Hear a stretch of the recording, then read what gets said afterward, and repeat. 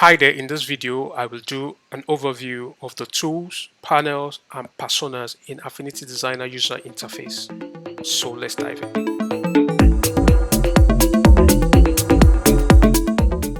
In one of our videos we talked about how to download Affinity Designer on your MacBook, that is through the Mac App Store and through the Affinity Series website.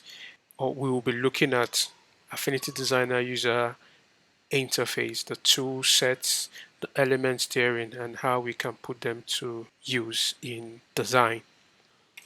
So when you open Affinity Designer, you will be greeted with the welcome screen. And on the welcome screen, you will find design samples you can draw inspiration from. You have your video tutorials you can look at to get yourself acquainted with the Affinity Designer tools and how you can apply the tools to your design. You also have the stay connected area where you can, engage with the Affinity series community. And you have the option to show this welcome screen at every startup or not show it. So what that means is you either have to check or uncheck that part of the welcome screen. But for me, I think somehow I just love having the welcome screen open. Gives me some form of excitement. I don't know how to explain that, but it's a good one though. So the first thing first is either open a new document or you close the screen. So for the sake of this video, we will close the screen so that we have all the tool sets, the panels, the groups, the studio area of the Affinity Designer user interface right before us. First off, if you are used to Photoshop and over the years, if you have been using design tools, you must have been familiar with some of these tools, so it shouldn't be anything difficult for you to transition into. But if you are just launching into Affinity Designer, this is nothing to worry about. Let's try and open a new document. So what you do is you go to File and you click New. Now when you click on New, you'll be greeted with a screen that asks you to choose from series of presets Affinity Designer has created. Does your work entails that you do stuff around prints? These are the various dimensions that you can choose from to help you speed up. So you just click on the dimension you want to work with and there you go. If it's a pre-press type of work, you also have a preset for it. If you are editing photos, the different dimensions, you have them. If you are doing web graphics, you have various dimensions for various screens. If you are designing for devices, you have different dimensions for different devices. And if you are doing for architectural designs, for those into architecture, I want to believe you also understand what these dimensions mean. So I will just go quickly to the point. Let's assume we're designing for web. So when you eventually choose amongst any of these the presets you intend to work with based on the dimension, you now come to the layout panel where you try to set whatever they have there to suit exactly what you want. For some persons, they may decide to choose pixels, points, picas, inches, feet, yards. I preferably would want to work with pixels because it's clearer for me.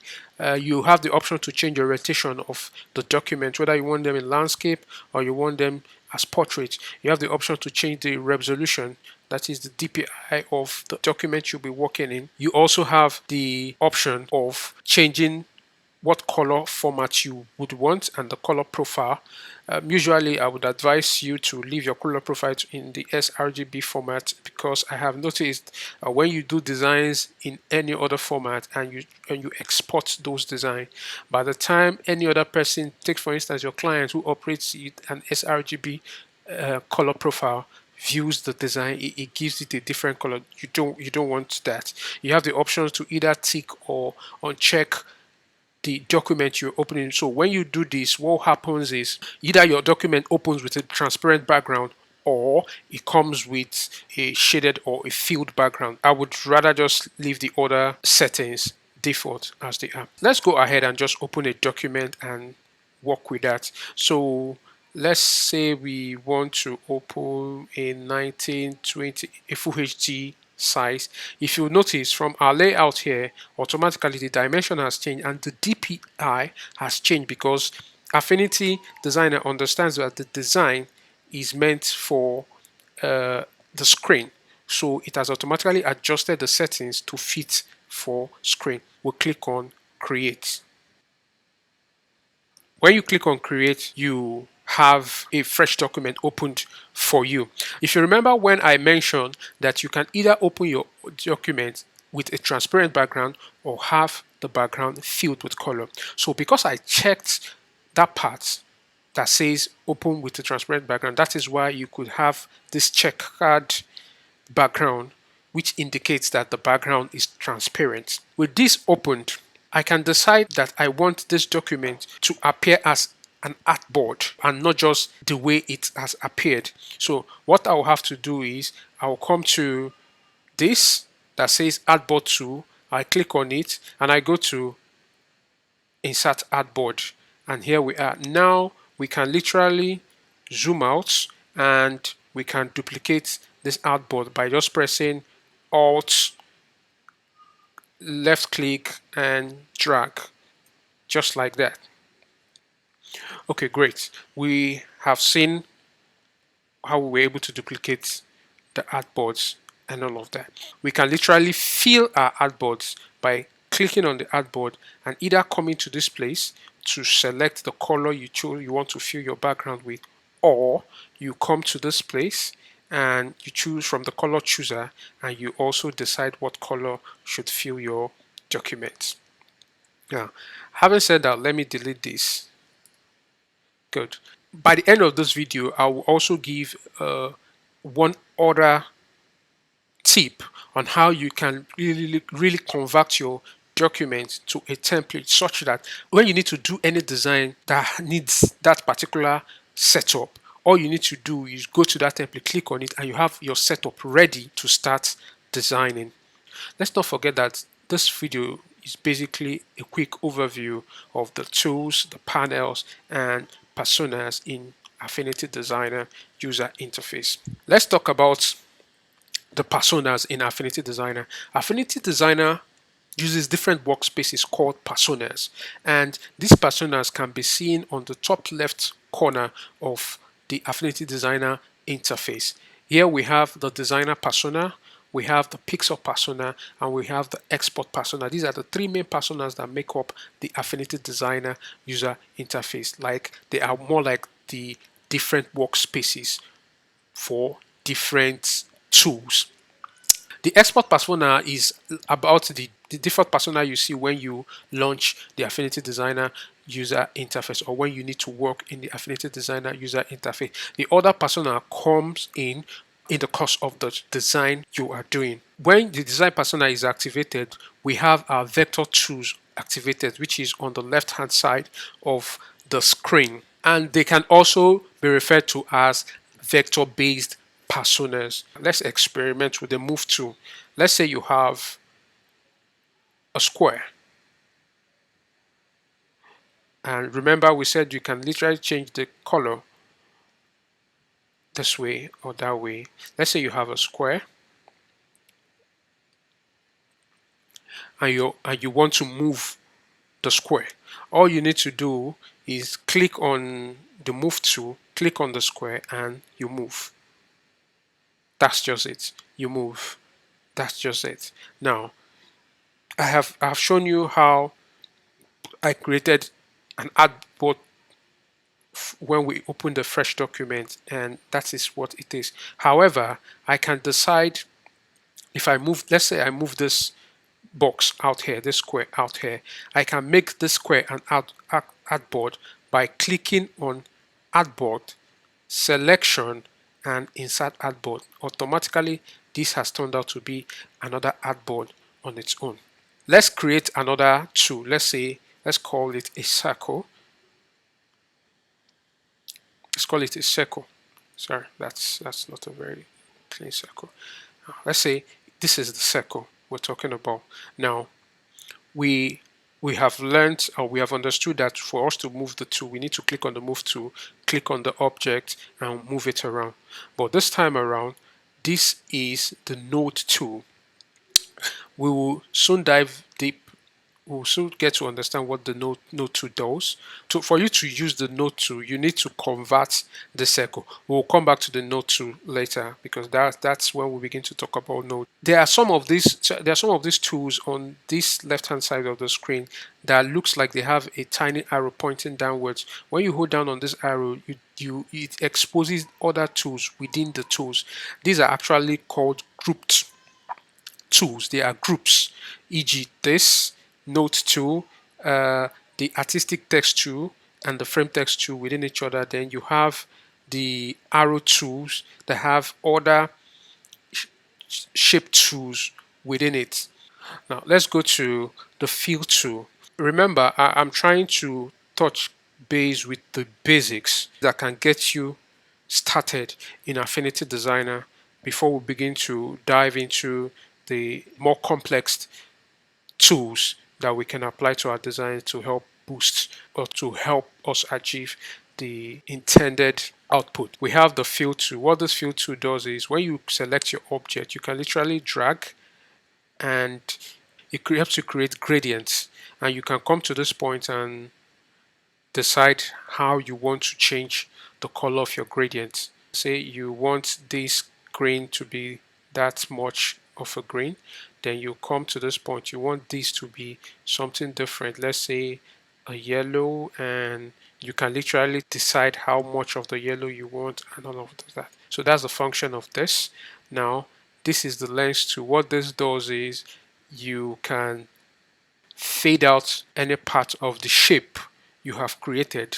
Then we have place image tool. Image tool is when you need to import an image into the document you are currently working on. What it does is when you click on it, it asks you to pick the image you want to open. When you click on the image, you click place and it imports the image into your document. We have the vector crop.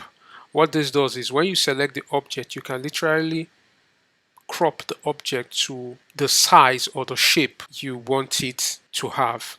Then we already have the shape tools which I have mentioned, the circle, the rounded edge or the rounded rectangle tool. Then we have the arrow tools of different shapes. You can literally create different shapes within this arrow tool. You can adjust the radius, you can adjust the point radius, you can adjust the points itself. You can decide the number of points it's supposed to have and or whatnot. Yeah. Then you have the text tool. The text tool is a group that comprises of the artistic text tool and the frame text tool. What's the difference? The artistic text tool, this is how artistic text tool works. Let's call it text tool, text tool, text tool. Yeah. Let's give it, yeah. So let's make it this big. Now here is the difference. If we choose a frame text tool, what happens is you can literally create a frame and type text tool inside the frame created. And what that does is it creates some form of flow to the text. Unlike this, it doesn't break into the next line by virtue of the dimension of the frame you have created. So this is the frame text tool, this is the artistic text tool, and this is the color picker. What this does is you can decide to pick color from any of your elements within your document to change the color of the main objects you're working on. Take for instance, let's assume we're working on text tool. I want to change the color to this. When you click on it, it changes. When you click on that, it changes, and so on and so forth. This is the view tool. View tool, what this does is it can literally help you move, your documents around. Take for instance, it's in a position where you're not comfortable, you can bring it closer. Sorry, you can move it from that position to a more comfortable position so that it can create space for you to do any other thing you need to do. This is the zoom tool. of course, what it means, you click to zoom in on what you're working on so that you can get a pixel perfect design. Zoom out. Good. Next, we're going to look at the pixel persona. The pixel persona, when you click on it, you have something similar to the Adobe tools. To your left, you have your marquee tools of different shapes: rectangular, elliptical, row, column, marquee tool. Then you have the freehand selection tool. Then you have the selection brush tool. You have the flood select, which more like which we always refer to as the magic wand, and all these work on raster. If we decide to convert this to an image, this tool will literally work on this. For now, it can work on the vector elements. This is a pixel tool, brush tool, eraser tool, dodge and burn, smudge, blur, sharpen, color picker, view tool, and zoom tool. These are tools used for raster based editing. Last of the persona is the export persona. Is responsible for you exporting specific regions or slides within the document you are working on. We will do a different video for each of those persona properly so that we get to understand their workings better. We have other two sets at the top of the user interface. So we have the pixel view and rectangular pixel view. So what this does is it gives you a closer or a more pixel perfect design when you activate it. Then you have the outline view mode. So these are basically the view modes. So when you click on the pixel view mode, when you zoom, you get to see the pixel, how pixelated or yeah, how pixelated the document you're working on is. When you click on the finer pixel, which is called the retina pixel view mode, you get to see the fine details of the edges of your design elements, and then you can click on the line to outline to view mode to see the different outline. And this often come in handy when you have elements hidden behind another element. So this outline view mode helps you see everything within the document, and if there is anything hidden that could disrupt the final output of the design, you can now delete them and move on with your design. This is where the name of your document comes up. We have the first pixel alignment, so it's called the snapping guides and pixel alignment toolset. That's it there. This is called first pixel alignment. This is moving by whole pixel, and this is snapping to grid. We have the geometry tools where you can literally combine, subtract, intersect, all these. While we work in Affinity Designer, we'll get to put these tools.